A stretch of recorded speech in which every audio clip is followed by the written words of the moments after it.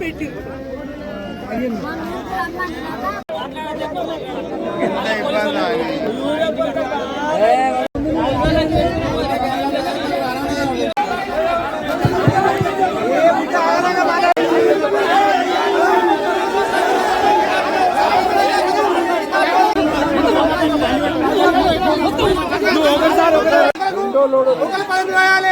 రాసినాడైతే రుజువు చూపిస్తే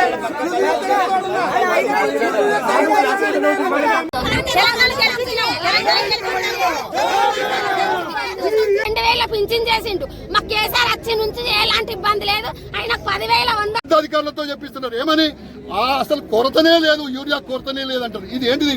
ఇది ఈ జాతర ఏం జాతర అంటారు? ఈ కొరత జాతర దీన్ని ఏమంటారు? మరి దీని వెనక దీన్ని ఏమంటారో నాకు అర్థం కాలేదు. ఇది ఒకసారి మీరైనా ఆలోచించాలి. ఇవాళ నేను ప్రభుత్వాలకు ఒకే ఒక మాట అంటున్నా, అయ్యా మీరు అనుకుంటున్నారేమో ఈ రైతులకు ఏం తెలియదు, మట్టి దీన్ని మట్టి కట్టరు అనుకుంటున్నామో. బిడ్డ ఆ మట్టిలో ఉన్న ఆ కాలం రైతు కాదు రైతు, కంప్యూటర్ యుగంలో ఉన్న రైతు. ఏం చేస్తే ఏమైతుందో చెప్తాడు నీకు బిడ్డ.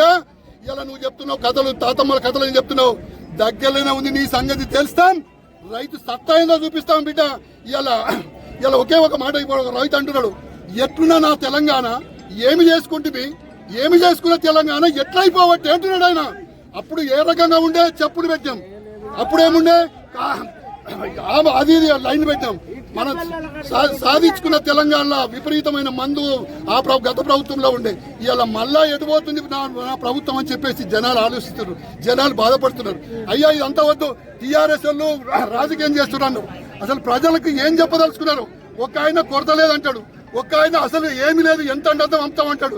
మరి ఇదంతా ఏంటంటారు? ఇదంతా కొరత కాదా? ఇదంతా పని లేక తీసుకుపోతున్నా. ఒక ఆయన అంటాడు కొరత నాదా నీ దగ్గర అని ఒక రైతు అడిగితే, ఆవు కొరత ఉందంటే నీకు ఎంత భూమి ఉంది, ఎన్ని తీసుకుపోయినావు, ఇప్పటికి ఎన్ని తీసుకుపోతాడా ఒక రైతు? 2, 3 తీసుకుపోతాడు, అంతకన్నా ఎక్కువ చేసుకుంటాడు. అంటే ఈ దబాయించి అడగడం, ప్రజలను భయభ్రాంతులకు గురి చేయడం, వాళ్ళ ఉనికిని కాపాడుకోవడానికి, వాళ్ళ మాట నిలబడడానికి. అయ్యా నువ్వు అధికారంలో ఉన్నావు, నీ మాట నేను నడుస్తుంది, మేము కాదట్లేం. కానీ ప్రజల గోస చూడరు అంటున్నా, ప్రజల బాధ చూడరు అంటున్నా, ఇదెక్కడి బాధ అంటున్నా, ఇదేం సిస్టమ్ అంటున్నా, ఎవరికి కావాలి ఈ రాజకీయాలు అంటున్నా, ఎందుకు ఈ రాజకీయాలు అంటున్నా. ఏం చేసి పెడతారు? మీది తప్ప, మీ సంపాదన తప్ప, మీ భార్య పిల్లలు తప్ప, వీళ్ళందరినీ పిల్లలు కాదా, వీళ్ళందరినీ ప్రజలు కాదా? ఎటుపోతుంది ఈ ప్రపంచం? అందుకే అయ్యా ఓటర్ మాసేలా మీరందరూ ఆలోచించండి.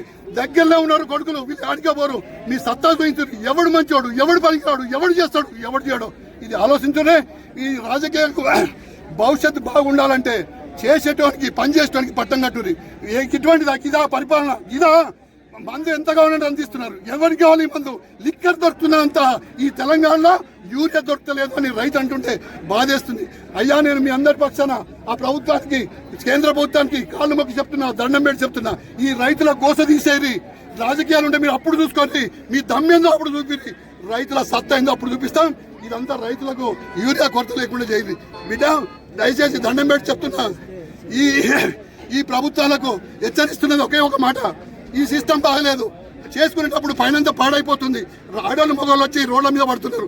దయచేసి ఈ పోలీసు వాళ్ళని పెట్టి ఎంతగానో మనం బెదిరిస్తావు, ఎన్ని రోజులు రాపిస్తావు ఈ సాగన? అయ్యా మిలిటరీని తీసుకొచ్చి తీస్తారా? ఈ యూరియా ఇప్పించడానికి మిలిటరీని తీసుకొచ్చి పెట్టి నువ్వు పంచోటి చేస్తున్నావు అంటే నాయన నీ ప్రభుత్వం ఎటుపోతుంది? ప్రజలారా చూడరు ఈ ప్రభుత్వం పాలన ఎట్లా చేస్తున్నాం, మనం ఎవరిని ఎన్నుకున్నాం, ఎటువంటి అనుకున్నాం, ఎటుపోతుంది చూడరు. తస్మాత్ మనం జాగ్రత్తగా ఉండకపోతే మన పిల్లల భవిష్యత్తు ఆగమైపోతుంది. నీ బిడ్డగా నేను కోరుకుంటున్నా, తప్పైతే క్షమించండి. జై తెలంగాణ.